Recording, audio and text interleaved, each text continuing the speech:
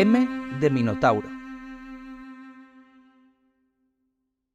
Bienvenidos a M de Minotauro, el videopodcast de Minotauro. Mi nombre es Marichu Olazábal y hoy nos encontramos para hablar con Antonio Runa de su última novela, La materia de las sombras. Muy buenas, Antonio. Hola, ¿qué tal? Un placer. ¿Cómo va todo? Muy bien, estupendamente. Hoy presentamos La materia de las sombras, que es tu segunda novela o la segunda novela de la serie de Isaac Arco, tras La chica gris, la primera parte. Ya lo iréis viendo, pero os avisamos que no es la última. Antonio Runa, tú eres el creador de La órbita de Endor hace un porronazo de años. Unos cuantos ya, ¿eh? O sea... Que es todo un referente en el mundo friki, en el mundo geek. Gracias. ¿Y que llevas 13 años? Bueno, ahora mismo estamos en la temporada 14. Yo ya tenía experiencia en podcasting anteriormente con podcasts de misterio que están más relacionados con el libro, pero sí, son unos cuantos años de La órbita de Endor y aún más como divulgador de contenido en Internet. Decía que es el primer libro de Zarco porque no es tu primer libro, tú ya habías escrito a propósito de Batman, Ajá. donde hablabas de DC Comics. ¿El friquismo te viene de viejo? De Batman. Hablaba de Batman, básicamente, y sí, bueno, conozco tanto al personaje que le podíamos analizar desde perspectivas nunca vistas hasta ese momento. Y de hecho, en 2021 formaste parte del jurado de Minotauro, es el premio el año que ganó Javier Plaza, que ganó como Más fría que la guerra, ¿era? Exactamente.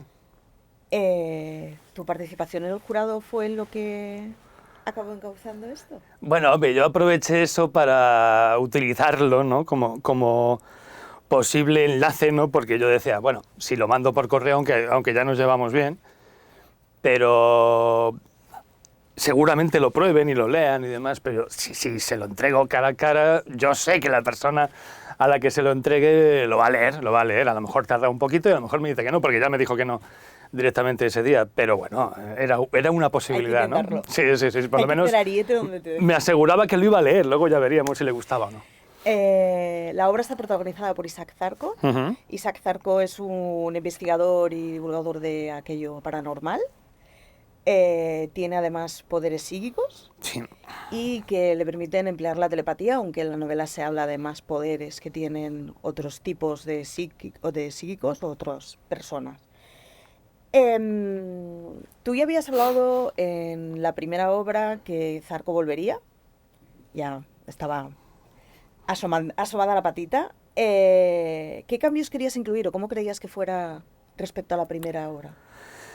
Bueno, en la primera había algunos elementos que él dominaba de sus poderes extrasensoriales que los había perdido porque arranca la novela en un punto muy, muy complicado, ¿no? Entonces está en crisis existencial y tal, entonces tenía que recuperar un poquito sus dones, los dones que había controlado hasta ese momento.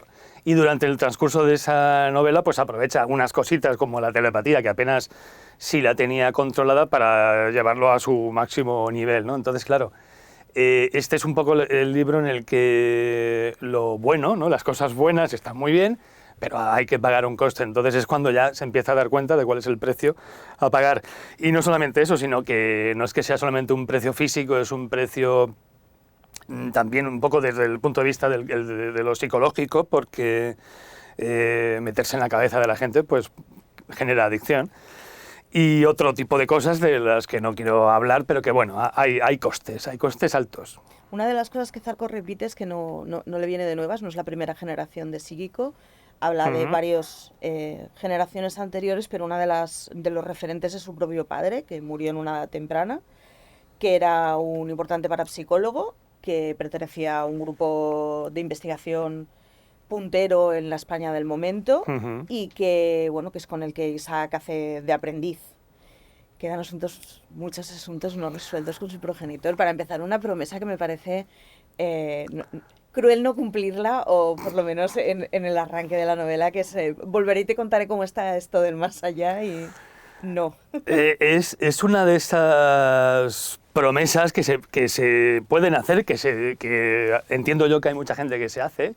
De hecho, todo eso está basado y está inspirado en Houdini, porque Houdini estuvo toda su vida persiguiendo lo paranormal, para desmontarlo y para extender un pensamiento racional, entonces se enfrentaba a los parapsicólogos, a los mediums y a todos los que iban de psíquicos, ¿no? Y él dijo que si realmente se equivocaba, si él se equivocaba y había un más allá, iría a su mujer y le diría lo que ha visto, cómo es esto, pues estoy bien, estoy mal, esto es maravilloso, esto es un tostón, lo que fuera. Y se presentaría como fantasma desde el más allá. Claro, no se presentó, la mujer nunca tuvo presencias paranormales de su marido en casa, pero sí que llegaron muchos medios diciendo que sí que había contactado con ellos y que tenía un mensaje de su marido para ella, ¿no? Pero habían establecido un vínculo, una especie de contraseña, con lo cual... Claro, cuando ella decía, bueno, ¿cuál es la clave? Claro, exactamente, una especie de santo y seña y demás, y ningún medium lo podía saber. O sea que todo era un fraude. Pero claro, yo siempre he dicho, bueno, es que no sabemos cuáles son las reglas del más allá, porque lo mismo tú quieres volver y no te dejan. ¿Por qué algunas personas se mueren y no se manifiestan y otras sí, otras no? En fin, han pasado muchas grandes desgracias donde ha muerto mucha gente de un plumazo, ¿no? ¿Por qué no se manifiestan miles de fantasmas en una plaza y demás? Bueno, todo eso siempre me ha inquietado. Entonces, por muchas ganas que tú tengas de cumplir un proyecto, más allá de la vida, te puedes encontrar con que no lo puedes. Y lo que yo me quiero a mí mismo, porque mucha gente me ha dicho, ya, pero ¿cuál es el motivo? Porque tú eres el autor, tú lo sabes. Es que no lo quiero saber. Yeah. O sea, quiero que eso permanezca en el misterio para mí también. Una de las cosas que tiene la materia de las sombras es que arranca con una crisis de fe de Zarco. Se muestra muy crítico al mundo paranormal y en general a todo el asunto de la trascendencia. Zarco comparte contigo el haberse movido en el mundo de lo paranormal y tener una actitud crítica al respecto, y algo decepcionada en el caso de Zarco con los ambientes. ¿Hasta qué punto es un alter ego?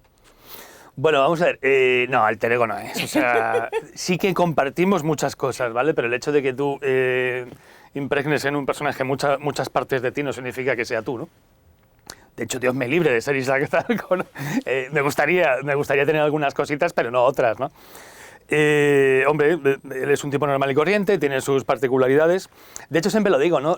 La gente dice, es que me cae gordo. Digo, bueno, porque es una persona normal.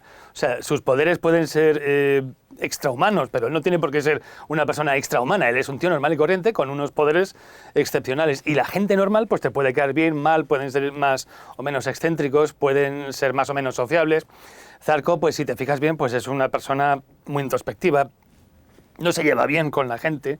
De hecho, casi todos sus mejores amigos o son entes etéreos, o están muertos, o son imaginarios, o lo que sea. Entonces, tiene pocas relaciones en el mundo físico, ¿no? Porque es especial, porque es especialito, incluso podríamos decir. No me puedo considerar cercano, ¿no?, a una persona así. Yo creo que soy de otra forma, ¿no? Pero sí que yo quería plantarle la misma situación donde yo me coloqué en el mundo del misterio, pero que a él sí se le presenten los fantasmas y sí que le ocurran cosas que yo no vi y cosas que, bueno, digamos, yo no tuve la suerte, ¿no?, de encontrarme, porque a mí me hubiera gustado encontrarme fantasmas, haber ido a casas encantadas y descubrir que realmente lo estaban. No me encontré con nada de eso. Entonces yo soy un poco el parapsicólogo frustrado, por decirlo de algún modo, que no es Isaac Zarco, porque aunque cuando empezó el libro de la chica gris sí estaba en una situación parecida, al final el más allá te llama a la puerta y te echa la puerta abajo si no le abres, ¿no? Entonces, pues bueno, eso fue lo que le ocurrió a él. Hablabas de que Zarco cae mal. No le cae mal a todo el mundo, pero sí me estoy dando cuenta de que hay gente que le cae... Incluso, y me gusta porque incluso a los que les cae mal, luego al final se redime, ¿no? Porque... Te iba a decir, pero es una de las cosas buenas de la literatura, que puedes relacionarte con gente que en la vida real no te apetecería y explorar personajes y comportamientos que en la vida real no invertirías tu tiempo con ellos. Uh-huh. Una de las cosas es que en la órbita de Endor tú ya te delatas como un friki confeso. No lo digo como algo malo. No me lo tomo como algo malo en absoluto. Es en sí la vamos a decir, trilogía de Zarco, abundan las referencias y las metáforas relacionadas con la cultura popular. Yo además debo decir que con bastante gracia, porque uno de los riesgos cuando se cita cultura popular es que a veces dices, qué mal va a caducar esto dentro de 10 años. No es el caso. ¿Disfrutas añadiendo estas cosas y cómo las mides, cuánto las mides, cómo consigues que no pienses, esto va a envejecer muy mal? Bueno, de entrada, yo no hablo de trilogía, ¿eh? A mí me gustaría escribir 10 libros, 12 Luego libros, te lo voy a 15, preguntar, 15 o sea, libros. que tranquilo. Yo no hablaría de trilogía de momento, pero vamos a ver, sí quería que, sobre todo en el primer libro, quería que el lector encontrara algo de ese podcaster, porque yo sabía que muchos de los que iban a comprar el primer libro eran mis oyentes, ¿no? Habría lectores ocasionales, pero bueno, muchos serían mis oyentes. Entonces quería que identificaran, ¿no?, al autor, porque, bueno, casi todos los autores escriben mejor de lo que luego hablan. Y para que hubiera eso, aunque luego la gente me ha dicho que habla igual que yo, que se imaginan el libro con mi voz, bueno. Bueno, eso también es un sesgo. Pero yo quería, por si acaso, poner algo, bueno, hacerlo friki, ¿no? No quería que sonara Ready Player One, aunque al final las comparaciones pues están ahí. Y en la primera ocasión no tuve, bueno, no me marqué ninguna pauta ni nada por el estilo, pero en este libro sí. En la materia de las sombras sí que establecí una cábala, una fórmula para, si metes una referencia friki aquí, hasta dentro de no sé cuántas páginas no meter otra, cada franquicia puede tener un máximo de 2 si son importantes, entonces pues bueno, hay 2 de Harry Potter, por ejemplo, en el libro, a lo largo de toda la novela, 2 de Star Wars y por norma general una de todas las demás. Es una cosa que se agradece, ¿eh? Que Pues el exceso de referencias pop a veces hace que sea un poco, y en este caso, nada. Algunas cosas son más clásicas, no son tan modernas, ¿no? O sea, a lo mejor un friki de nueva hornada pues no las pilla todas, ¿no? Entonces, bueno, yo las tengo ya ahí apuntadas, o sea que si algún día alguien me dice, las he pillado todas, digo, a ver, te paso lista. ¿Tienes idea para vídeo de Instagram de las 10 referencias que no habrás pillado? Pues mira. En La chica gris, Zarco descubría su potencial y se convertía como en un agente activo para la lucha contra las amenazas paranormales. Aquí, de hecho, se da un pasito más con una aplicación y todo. Me hace muchísima gracia cómo se presenta el tema. En la primera aventura se enfrentaba a un poderoso telépata. Y una de las misiones que tiene Zarco es aprender a manejar su propia habilidad y ser consciente de lo que representa. El gran poder conlleva una gran responsabilidad de Stanley. ¿En qué medida tu forma de abordar el terror le debe a ese Stanley y al bagaje superheroico? Es imposible hablar de géneros fantásticos en siglo XXI sin hablar de hibridación de géneros. ¿Cuánto de superhéroe? Hombre, sí, hay un poco de superhéroe en todo esto. No es tanto como aquella peli de M. Night Shyamalan, ¿no? La del protegido, Unbreakable. No está tan centrado, pero si tú lo analizas, tú lo lees y no te da la sensación de que estés leyendo nada ni siquiera parecido al género de los superhéroes. Pero cuando ya has acabado dices, no sé qué tiene, o sea, el formato de historia de un poco de...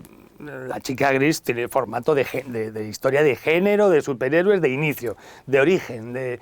No es tanto el personaje que adquiere poderes, pero sí que los recupera y como que también adquiere poderes, porque realmente adquiere, o sea, uno lo sobrepotencia. Y esta segunda historia sí que tiene un poco más, o sea, si tú ya te fijas, pues el formato es el de la siguiente historia, cuando ya el personaje está desarrollado, cuando en una secuencia muestras en una escena, ¿no?, al inicio, tipo James Bond, pues muestras todas sus habilidades en ese punto concreto, que es un poco lo que ocurre también aquí, y luego ya a partir de ahí, pues ya directamente le metes en harina mucho antes, sin necesidad de explicar el entorno, ni de dónde viene y hacia dónde va, sino que ya lo tienes ahí metido in media res, ¿no?, se puede decir. Y bueno, entiendo que eso no le desagradará a nadie, porque tampoco es tan evidente. Quiero decir, habrá mucha gente que lea esto y digo, pues yo los superhéroes no los veo por ningún lado. Obviamente, ¿por qué no? Solamente se respetan algunos elementos conceptuales del género, pero nada más. El elemento fan ha cambiado con Internet y la relación con nuestros referentes ha cambiado muchísimo. Tenemos una permeabilidad con autores, directores, actores, lo que sea. Mucho mayor de la que había antes. ¿Te han hecho muchas sugerencias? ¿Has hecho caso? Tú hablabas, cuando salió la chica gris, hablabas de que prácticamente esta ya estaba casi acabada, pero aún así, ¿cómo de permeable eres a a las sugerencias y las aportaciones de la gente que te sigue? Nada, yo no hago Nada, ni ¿no? puñetero caso, o sea, no quito que a lo mejor mañana me llegue alguien y me diga, oye, pues en tu siguiente historia podrías hacer esto y que sea un ideón y decir, bueno, lo puedo tener en cuenta. Pero normalmente yo soy muy hermético para esas cosas. Todo sale de mi cabeza, a lo mejor puedo elegir en función del libro, pues, no sé, pillar algunas referencias de aquí de allí, pero vamos, a mí nadie me ha presentado muchas ideas interesantes, o si lo han hecho lo he ignorado, pero no recuerdo tampoco que nadie me dijera, pues podrías meter esto o aquello. Y normalmente pues es como, o sea, me entra por un oído y me sale por el otro. No, me gusta que sean mis historias, ¿no? No quiero compartir ciertas cosas con nadie. Soy así de egoísta. Bueno, ya está bien. Aunque no queramos, somos permeables, o sea que ya está bien que no lo forcemos. Hablemos de la materia de las sombras. La materia de las sombras arranca con una epidemia de suicidios de origen desconocido. Hay sospechas sobre quiénes están detrás. Sin embargo, dado que estamos en una aventura de Isaac Zarco, los lectores descubriremos poco que el causante es poco... Poco normal. Gracias, no sabía cómo explicarlo. Que es una entidad maléfica y que tiene un poder con el que Zarco no se había encontrado hasta ahora. En la investigación de esta ola de suicidios volverá a codearse con el inspector Fusco, a pesar de que él intentará no hacerlo, intentará resistirse. Un policía que es creyente y que muestra una colaboración entre las fuerzas de seguridad y los agentes, bueno, que creen en cosas poco normales. ¿Tiene referencia de que exista ese tipo de colaboración? Porque es un tropo que hemos visto en varias historias. Sí, de hecho, bueno, así en entrevistas y en ocasiones, bueno, Manuel Carballal, ya lo he dicho, es uno de los ejemplos de un investigador que ha tenido contacto con la policía y que en algunas ocasiones pues, le han pedido referencias con respecto a temas donde lo paranormal, lo satánico, etcétera, porque él también entiende de sectas y demás, se implica, ¿no? A lo mejor en algún homicidio. Sí me consta, y bueno, quizá aquí en España no se use tanto, que también, pero en Estados Unidos es muy normal que cuando se empiezan a encontrar los policías con un rasgo claramente paranormal, con fantasmas y demás, llaman a mediums para que echen un vistazo a la situación, incluso se les facilita información policial clasificada y se les considera asesores, ¿no?, para la investigación. No sé hasta qué punto, ¿no?, se les implica, porque esto es diferente. Aquí Isaac Zarco no solamente es que maneje de todos esos cotarros, sino que además te puede solucionar el caso en un momento. O sea, llega, localiza al homicida, déjate esposar y por qué no. O sea, es diferente, ¿no? Pero sí es cierto que estas cosas se dan, no con una frecuencia muy corriente, pero sí. Hay casos inusitados por ahí donde podemos encontrar que se personan desde mediums o simplemente expertos en materia parapsicológica. En La chica gris nos encontramos a varios personajes que pertenecen al otro lado. Aquí repetirás la estrategia con dos de ellos, que en realidad fueron creados por humanos. ¿Cómo planteaste su creación para diferenciarlos de los fantasmas habituales? Vamos a ver, para mí, uno de los temas de la novela que para mí es primordial es el hecho de la creación de inteligencia. ¿Sí? Con la propia mente. Y por inteligencia ya podemos entender una forma de vida, ¿no? O sea, sí. Quiero decir, me gusta que el lector se plantee, pero realmente este personaje que lo han creado estos señores en un experimento, ¿es un ser vivo realmente? ¿Le podemos conceder derechos? ¿Tiene derecho o sea, tiene sentido que lo tratemos como una persona? Me gusta ahondar en esas cuestiones porque, por ejemplo, aquí hay un grupo de parapsicólogos científicos, ¿no?, que aparecen en la historia, que tienen tienen ellos una mentalidad al respecto, y luego llega Zarco y con unas ideas completamente diferentes. Ahí hay un choque, ¿no?, de intereses. Y luego hay todo el tema de los amigos imaginarios, que básicamente es lo mismo, ¿no? Todo eso se mezcla con el asunto de la creación de tulpas, ¿no?, que básicamente son entes etéreos creados con la mente, pero que pueden llegar a realizar proezas físicas, ¿no? Tampoco una cosa así espectacular, pero por ejemplo sin mover una botella por la mesa, con lo cual ya no estamos hablando solamente de que la gente se invente cosas, sino que en algunos casos, bueno, según se dice, ¿no? Obviamente habrá quien se lo crea y habrá quien no. Es un tema que a mí me fascina, aunque yo sea muy escéptico y no me he encontrado nada de eso, pero me apasiona y el tema de los amigos imaginarios me llama mucho la atención. Entonces, quería meter varios tipos de entidades en esta historia que fueran parecidos dentro de que cada uno tuviera su propio origen y bueno, explotar la historia con todos ellos. Parece que cada vez más encaminado a explicar ciertos fenómenos paranormales a partir de ciertos poderes de la mente humana. Solo conocemos una parte de nuestro cerebro, más que achacarlo a otras realidades o... ¿Podrías desarrollar? Bueno, yo no creo en eso, ¿vale? O sea, yo no creo que tengamos un porcentaje mínimo del cerebro que es el que usamos y el resto está ahí un poco donde están todas las demás habilidades sobrenaturales. No creo en eso. No lo niego, pero no me he encontrado nada que me diga que es así. Pero me gusta jugar con esa idea. Entonces, en mis novelas es así. Vale, entonces mi idea es que poco a poco Isaac Zarco vaya creciendo. Ahora mismo tiene una edad comprendida, pero sí que me gustaría contar historias de un Zarco ya con 60 años, más maduro, más tranquilo, más sosegado, incluso quiero matarlo y que siga con el universo. Claro, ¿no? Y que vaya adquiriendo nuevos poderes, ¿no? De hecho, bueno, la idea es que poquito a poquito algunas nuevas habilidades vayan sumándose a su plantel de posibilidades y que las vaya poco a poco potenciando. Es complicado, ¿no? Meter todo eso y sobre todo que a nada que tienes 2 o 3 de esos, joder, ya te pasas el juego, ¿no? Yeah. Enterito, ¿no? Pero sí que me gustaría que dominara un poquito de esto y un poquito de aquello sin convertirlo en un caballero Jedi ni nada por el estilo.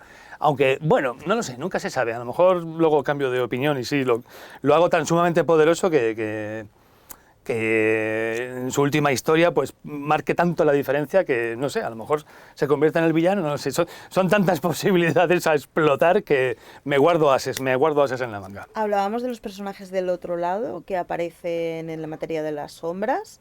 Erin es uno de esos personajes, no os explicaremos mucho más porque si aún no habéis leído la novela, pero ¿cómo se te ocurrió?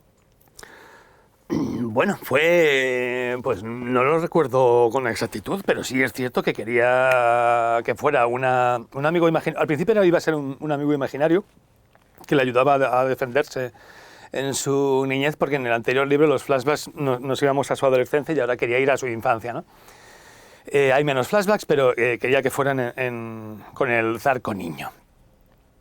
Pero luego dije, creo que va a tener muchísima más potencia si al mismo tiempo, digamos, crece y pasa ciertos puntos clave de nuestra existencia, la pubertad y demás, con esa otra entidad etérea. Y bueno, como, en fin, yo diseñé a Zarco ya en la anterior novela, siendo heterosexual, digo, bueno, pues que sea una amiga imaginaria, que una amiga así muy potente, que la enseña a pegar puñetazos y todo, y le dice, pégale aquí, verás tú cómo ya no te deja en paz. Y que, bueno, llegada cierta edad, pues pasara de ser la amiguita a convertirse en otra cosa, ¿no? Hasta que, bueno, él alcanza cierta edad y como suele ocurrir con los amigos imaginarios que desaparecen, que también ocurriera en su caso. Claro, al tratarse de un psíquico con una mente tan sumamente poderosa, un amigo imaginario no se queda solamente en eso y luego se desvanece. En este caso, y aquí estaba un poco la jugada de Erin de que permaneciera, ¿no? Que no quedara tan anclada al anfitrión que cuando él la despoja, ¿no? de su conciencia, pues obviamente se desvanece, que es lo que normalmente suele pasar con los amigos imaginarios. En esta ocasión no, quería que también creciera, que la entidad pues fuera literalmente una inteligencia autoconsciente que formara parte del mundo y que se buscara sus nuevos huéspedes y demás y ayudara a otra gente. Me parecía una idea interesante. No sé en qué punto le fui añadiendo todos esos detalles, pero joder, fue lo típico que se te ocurre y dices, pues venga, adelante, una buena idea. ¿Cómo construir los personajes? No tengo una pauta y siempre me ciño a eso porque normalmente sí que pillo algunos elementos de algunas personas que conozco o de gente que puedes ver por ahí por el mundo, pero siempre me gusta coger un poquito de aquí, un poquito de allá y mezclarlos, ¿no? Pero independientemente de cómo los cree yo, luego al final ellos acaban haciendo lo que les da la gana. Te iba a preguntar Campan eso a sus mismo, y en anchas. el desarrollo de la novela, ¿cuánto cambian o cuánto acabas de dibujarlos? Pues bastante, obviamente Zarco yo sé a dónde quiero que vaya, Sí. pero muchas veces me sorprendo diciendo, no tiene sentido, lo que yo había ideado no pega. A mí me gusta esquematizar bien las historias, pero hay veces que la brújula te dice, no, salte del mapa y vete por ahí, toma una vía alternativa. Entonces dejo un poquito que la propia historia me vaya guiando hacia donde el personaje debe ir, porque el personaje debe tener también su propia evolución. Quería que Zarco, después de haber pasado por una evolución bastante importante en el anterior libro, ahora volviera a pasar por otra evolución diferente, porque es completamente distinta, pero que no empezara igual y acabara de la misma forma, ¿no? Pero bueno, en función del personaje utilizo varias herramientas, que yo creo que un poco es... Hay personajes que tampoco merecen que yo me esmere tanto en ellos, ¿no? Pero no tengo una pauta que diga, no, es que este es mi sistema, ¿no? No sabría decirte. El punto de partida del Materia de las Sombras es un Zarco abandonado sentimentalmente, pasa por una ruptura y además va a experimentar problemas de salud ligados al uso de sus poderes. Está muy marcado en el arranque del libro como, bueno, te puede jorobar mucho la vida, abusar de los dones. Parece ser como si estuviera destinado a no tener una vida equilibrada el pobre y a no ser feliz. Sobre todo por el, no sé si miedo, pero prudencia que tiene por el uso de sus habilidades. Es una apuesta por hacerlo más humano y lo que decías antes de que no se convierta en un caballero Jedi que pueda con todo. O... Hombre, para mí tiene que estar, la corrupción debe estar ahí y las tentativas para transformarlo directamente él se enfrenta a amenazas, pero ¿y si Zarco se convierte en una amenaza? Puede ser una amenaza muy seria, ¿no? Entonces quiero que esté ahí siempre jugando con eso, en plan, bueno, si doy solamente un par de pasitos, me caigo por el barranco y me convierto en aquello a lo que hasta ahora me he estado enfrentando, ¿no? Quiero que eso siempre vaya a estar ahí. Entonces, y claro, lo que quiero es que el lector diga, no, si con estos poderes, fíjate lo que yo haría, me iba a tratar mi jefe a mí teniendo yo estos poderes psíquicos y demás. No. Quiero que aunque sus poderes puedan ser interesantes, que también conlleven un cierto grado de maldición, ¿no? Tiene que ser un coste tan alto que digas, oye, pues hombre, yo no pasaría por estas hemorragias que te pueden matar. O sea, literalmente, bueno, esto en el libro se desarrolla mejor, tampoco vamos a spoilear eso, pero sí es cierto que quiero que no sea tan atractivo, ¿no? Que todos estos costes de los poderes, y además cuanto más lo desarrolla, más le están arrancando, ¿no? de su propia salud, con lo cual está corriendo peligro. Lo hace menos envidiable. Claro, y aparte el hecho de que él sabe que si deja de usar los poderes a lo mejor se cura, ¿no? Es como, plantéatelo, pero claro, ¿cómo te lo puedes plantear si está todo el mundo diciendo vente conmigo a investigar, vente conmigo a resolver este caso? Y que claro, el propio más allá, los fantasmas también te detectan a ti. Tú les ves, pero tú acabas siendo un faro, ¿no? Para todos esos entes sobrenaturales que acaban yendo a por ti, acaban buscándote, acaban no solamente percatándose de tu existencia, sino solicitando tu ayuda, ¿no? Pues bueno, eso va a hacer que Isaac Zarco no tenga un minuto de respiro, que menos, ¿no? Una de las cosas que hablabas tú antes es el uso de los flashbacks para hablar de la infancia de Zarco, en este caso en su relación con Erin. ¿Los flashbacks para ti son únicamente una manera de hablar de Zarco o son ganas también de hablar, de empezar a tratar el tema de la juventud de las novelas? Esto sirve para, obviamente, desarrollar al personaje, saber dónde ha estado, cómo era. Obviamente el Zarco niño es muy diferente, ¿no? Del Zarco adolescente y luego el Zarco adulto. Me gusta mucho que exploremos un poco todas sus experiencias, porque no fue una infancia fácil la suya. Y ver cómo él ya empieza a adoptar algunas formas de pensar que ya están ahí, ¿no? El hecho de que aquí aparezca un personaje que fue fruto de su infancia, pues requiere que nos vayamos porque en el fondo sirve para contar cosas sobre Zarco, pero también nos está contando el origen de ese otro personaje, ¿no? Con lo cual, en esta ocasión pensaba que no había tanto que contar. Entonces es un flashback que tiene una cierta duración, pero luego no se vuelve a ese... Bueno, sí se vuelve más adelante, pero de forma así muy puntual.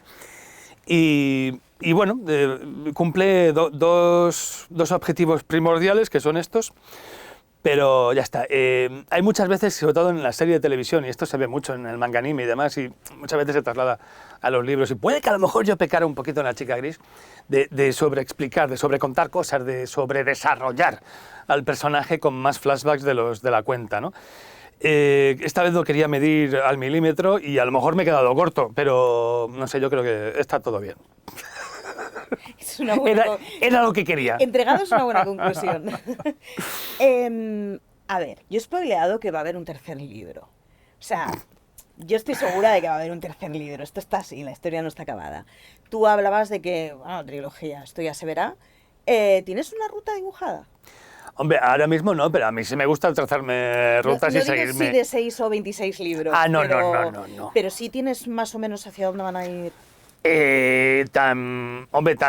No he edificado tanto, sí que son proyectos a futuro. Yo sí que creo que da para 5 libros mínimo, ¿eh? O sea, el tercero más o menos está esquematizado en mi cabeza, pero tengo que darle muchas vueltas todavía para No, pero saber... los 5 es que ya hay un dibujo por ahí de hacia dónde van los Sí. Vale. Sí.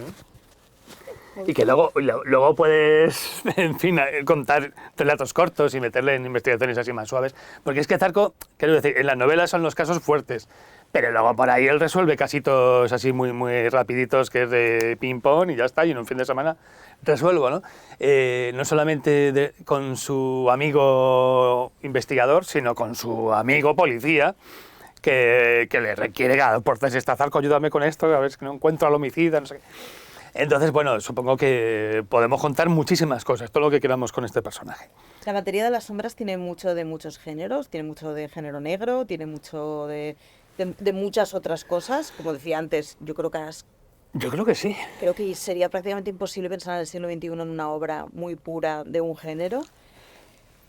Sí, hombre, género negro, pues hombre, novela negra, un poco, a lo mejor un poquito ahí también. No lo meto conscientemente, pero ahora que lo dices, pues un poquito sí, está el policía, sí, hay algunas cositas que podrían... Como si te has delatado, es como un confesor del terror.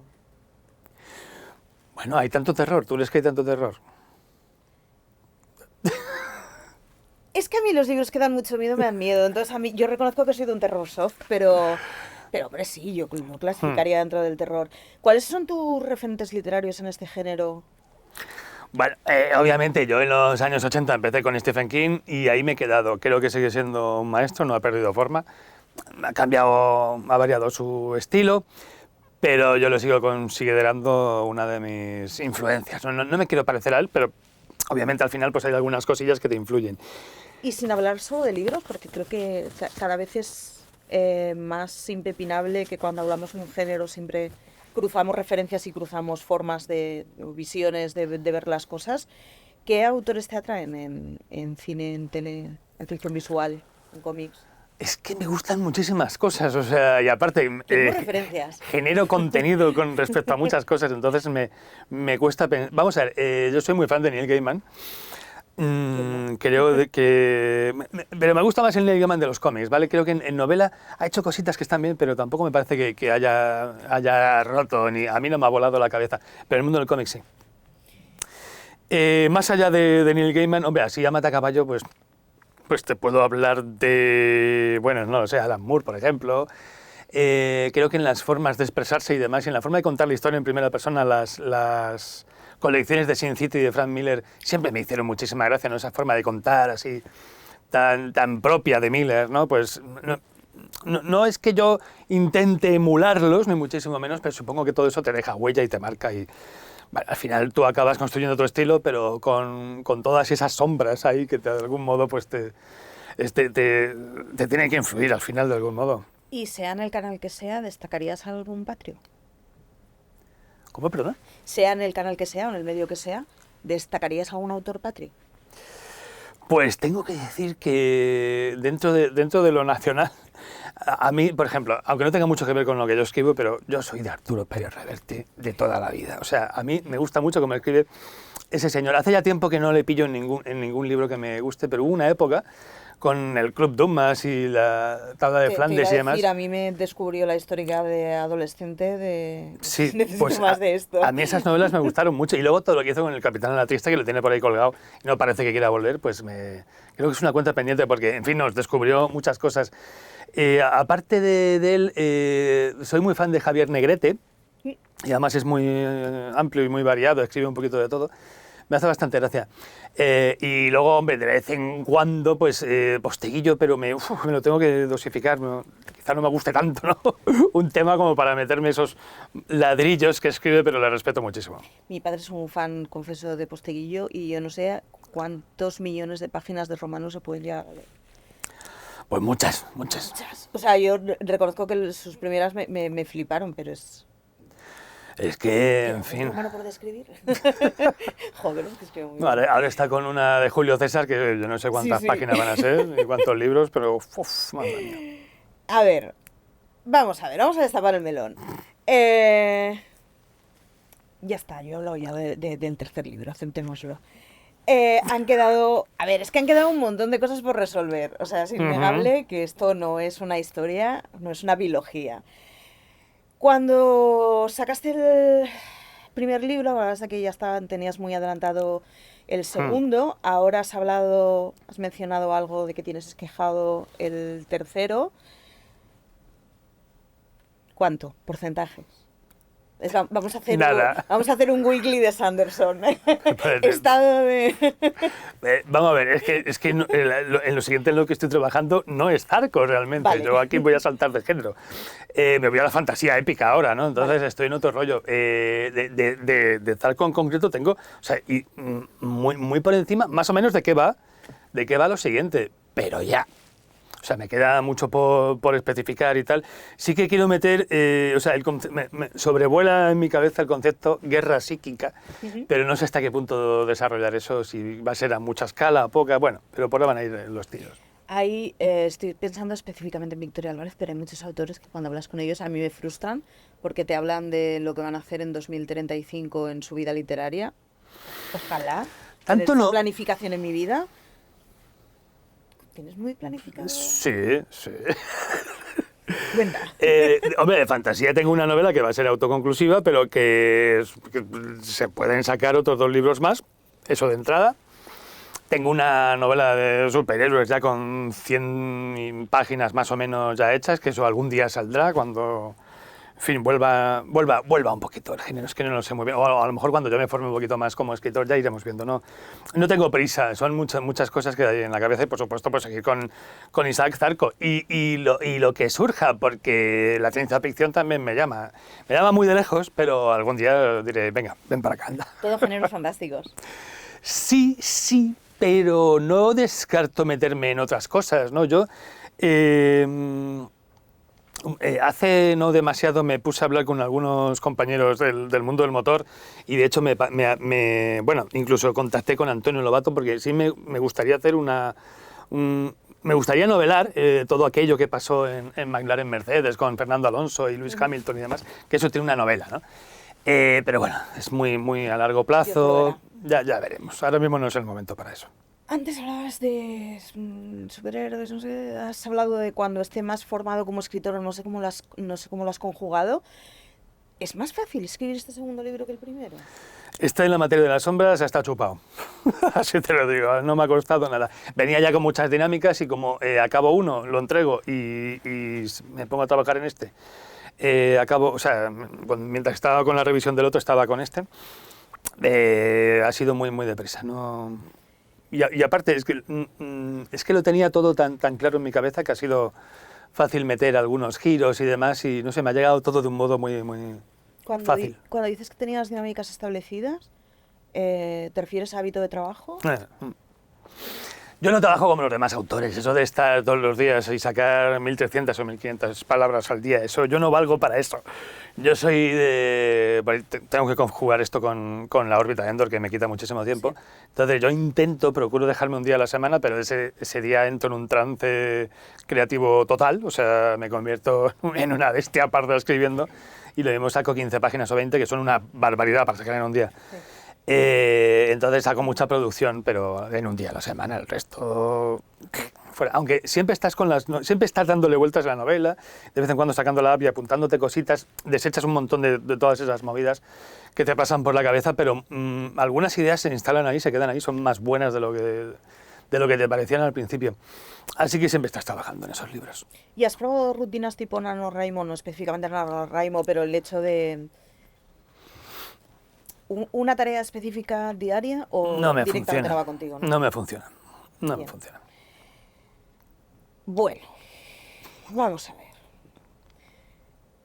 ¿Cuánto de Zarco? ¿En mí? No. Ah, en ti. En miles de páginas. Tú antes hablabas de, ojo, de un Zarco con 60 años, cómo le habrá cambiado la vida. ¿Tienes muchos esbozos para muchas cosas?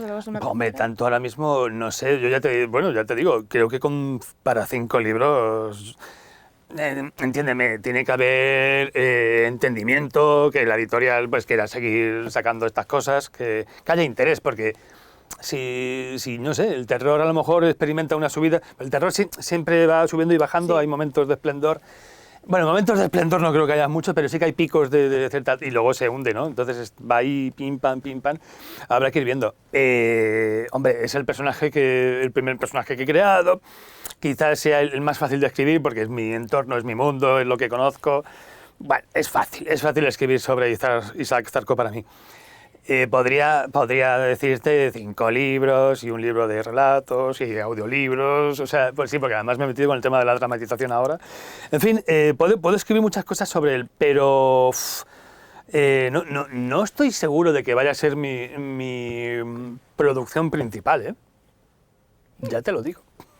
Perdón por no citar la fuente, pero leía, creo que era ayer o anteayer en Twitter, me quitarán esa palabra de mis frías y muertas manos, que cuando veamos las listas de los más vendidos en Sant Jordi nos acordemos de eso, de que estamos viviendo por un momento muy dulce de la literatura de género.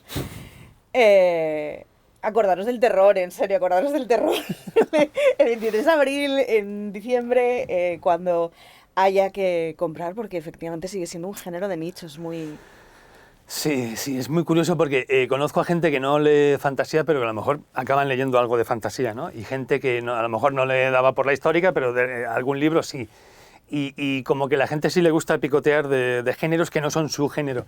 Pero el terror es más complicado, ¿no? O sea, es difícil. Blanca, la presidenta de Pórtico, suele comentar mucho en las entrevistas que da como mucha rabia, porque sin embargo, cuando miras los grandes libros de la historia universal de la literatura, muchísimos son géneros fantásticos. O sea, no todo el mundo ha leído Drácula, pero absolutamente nadie no ha oído hablar de Drácula. Claro, Drácula es terror.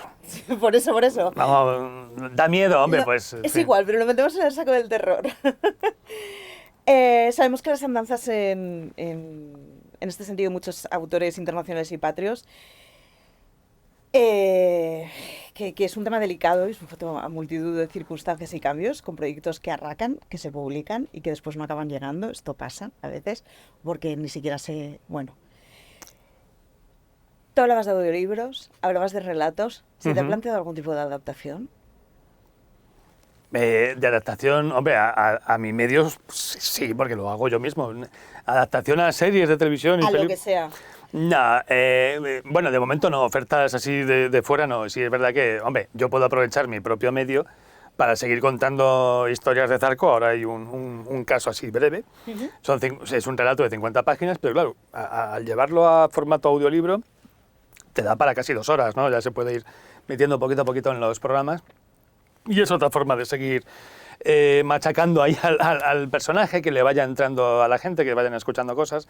Como está intrínsecamente relacionado con las novelas que se publican, pues entonces es una forma de que los oyentes que no acostumbran a leer... Claro, yo tengo muchos oyentes que no leen, o sea, es que si toda la gente que escucha La órbita de Endor, todos compraran mi libro, ya teníamos que estar hablando con la imprenta para una nueva edición y tal.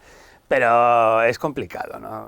Hay mucha gente que ve pelis, ve series, juega videojuegos, pero lo de leer es otra... Y yo lo noto en las descargas, ¿no? O sea, los podcasts de... Los de cómics ya baja bastante las descargas, pero los podcasts de libros... bueno, no es que nos estrellemos esa semana en las descargas, pero sí que son significativamente inferiores, ¿no? Yo pondría el ejemplo, por ejemplo, de la trilogía de los tres cuerpos de Cixin Liu. Hace unos años, hace 2 o 3 años, sacamos un monográfico sobre la trilogía, solamente de los libros. Fue un programazo, quedó fenomenal, pero bueno, pasó un poquito desapercibido. Se ha empezado a descargar más ahora cuando iba a sacar Netflix la serie, sí, que cuando lo sacamos en su momento. Y el podcast que hemos sacado de la serie, solamente hablando de la serie, aunque las novelas están omnipresentes ahí, va a superar con creces las descargas del anterior. Es que la gente no lee, hay que empezar a... Hay que hacer algo, ¿eh? Hay que llamar a los psíquicos tipo Isaac Zarco para que se instale en la mente de la gente y les obligue a leer. Los chavales leen, ¿hay algún punto en la vida adulta en que nos perdemos? Sí, además yo hace poco estuve por ahí en un evento de estos de manganime con mucho cosplay y demás, y sí, o sea, si es que los chavales leen, a lo mejor leen todo muy relacionado con esas cosas, o sea, el manganime arrasa. Pero bueno, se empieza por ahí. Yo no creo que esos chavales a lo mejor se siguen disfrazando de sus personajes de videojuegos con 50 años, pero digo yo que ya avanzarán, pasarán al siguiente nivel, ¿no? O sea, porque todos hemos pasado por ahí. Pero bueno, es una forma de ver de que, joder, o sea, las sagas juveniles venden un montón. O sea, eso significa que leen. Bueno, pues ya irán viniendo, ¿no?, a otros géneros, los ¿no? autores juveniles son tratados como rockstar, o sea, es una cosa maravilloso. Por ir cerrando, hablabas de que estabas trabajando en una historia de fantasía épica. Uh-huh. ¿En qué más cosas estás trabajando? Hombre, ahora mismo literariamente en eso, que bastante es. He estado medio año, desde que entregué este libro hasta hace poco que me he puesto a escribir. Han sido pues un poquito más de 6 meses de construcción, de diseño, no solamente de la historia, sino de todo el world building. Y es complicado ahora, porque me salgo de mi área de confortabilidad, me meto en un embrollo bien serio con muchos personajes, además no es mi ciudad, o sea, no son los entornos conocidos, hay un montón de cosas que tienes que investigar, sobre todo de cosas así de aparejos para los barcos y caballos y cosas esas. Hace falta un ejercicio de documentación bien serio. Pero me está gustando el desafío. Hay que probar cosas nuevas. ¿Tocho? Todavía no lo sé, pero dudo mucho que sea cortito. No tiene pinta de 100 páginas. No. Ni de 500, pero bueno, ya iremos viendo. Pues muchísimas gracias por estar aquí con nosotros. Podéis leer a Antonio Runa en la materia de las sombras, le podéis leer en la obra previa y le podréis leer en la posterior. Yo esto lo voy dando ya como confirmadísimo y como consensuado. Muchísimas gracias para todos por estar en el Minotauro. Os recordamos que en el próximo episodio del video podcast podréis ver a Carlos Sisi, otro autor de la casa, y podréis hablar con él o podréis escucharle a él en el próximo programa. Muchísimas gracias, Antonio, por estar aquí. A ti.